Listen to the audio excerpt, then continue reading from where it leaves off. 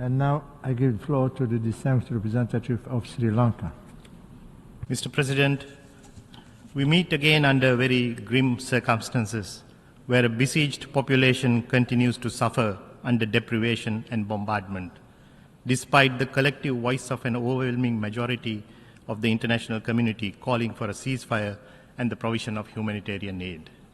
While recognizing the legitimate security concerns of both Israel and Palestine, Sri Lanka is appalled by the deplorable humanitarian situation in Gaza. We are deeply conscious of the immeasurable pain, loss, and suffering that both the Israeli and Palestinian people have and continue to experience as a result of the ongoing hostilities. The adoption on 12 December of Resolution L27, with an overwhelming majority of 153 countries voting in favor of an immediate ceasefire and the release of hostages held by all parties, shows clearly where international opinion is on the matter. Many countries and international organizations have expressed their disappointment and concern over the inability to reach a consensus at the Security Council on a ceasefire. While noting that discussions are still underway, it is hoped that consensus will not be blocked further to bring about a sustainable ceasefire, halt the violence, protect civilians, and facilitate humanitarian aid in the affected areas. Despite the adoption of Resolution L27 on 12 December and Resolution 10/21 at this August Assembly on 27 October, and the adoption of the UN Security Council Resolution 2712 on 15 November, we have only seen the situation continuing to deteriorate with grave consequences for the civilian population.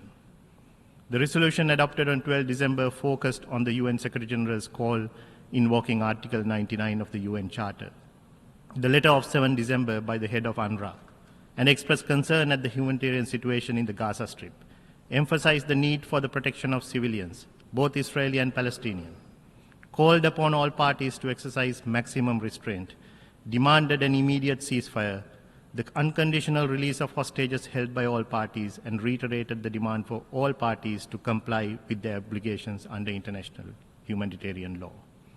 Previously, the resolution adopted in October with 120 votes in favor at this forum called for an immediate, durable, and sustained humanitarian truce leading to a cessation of hostilities. The resolution adopted in November at the Security Council called for urgent and extended humanitarian pauses and corridors.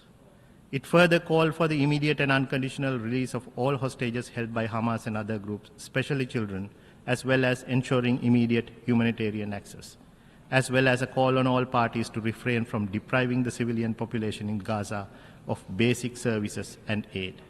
However, it is regretted that all these calls have only fallen on deaf ears. We call for the immediate implementation of the resolution adopted at this forum. Mr. President, continued inaction as well as the inability to reach consensus at the UN-mandated body dealing with peace and security translates into loss of human lives, especially the women and children of Gaza. This inaction, even in the light of the UN Secretary General invoking Article 99 of the UN Charter, has no justification whatsoever.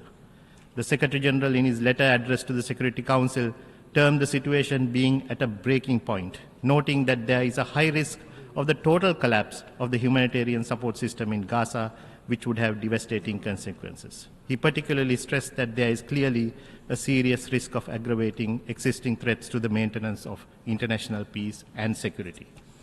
Mr. President, 134 UN staff have been killed so far, the highest ever in a single conflict, and within the span of a little over 2 months.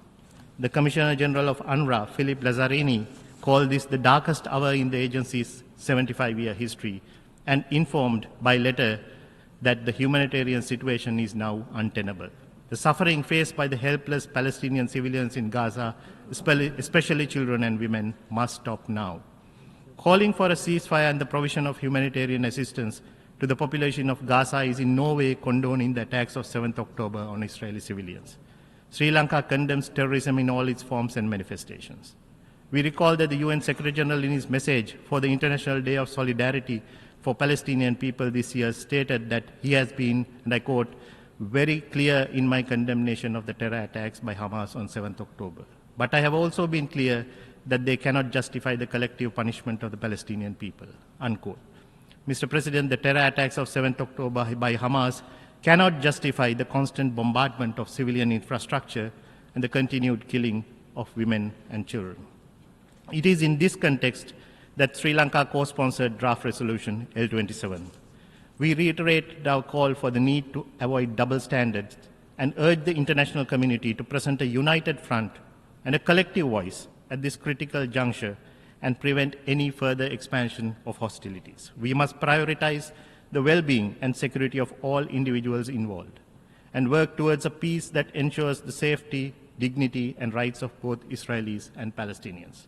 Sri Lanka calls for an immediate halt to violence and urges all parties to exercise maximum restraint to prevent further civilian casualties. Finally, Mr. President, let me reiterate that Sri Lanka remains committed to supporting a negotiated settlement in line with relevant UN resolutions leading to two states living side by side based on the 1967 borders. I thank you, Mr. Chairman. I thank the distinguished representative of Sri Lanka.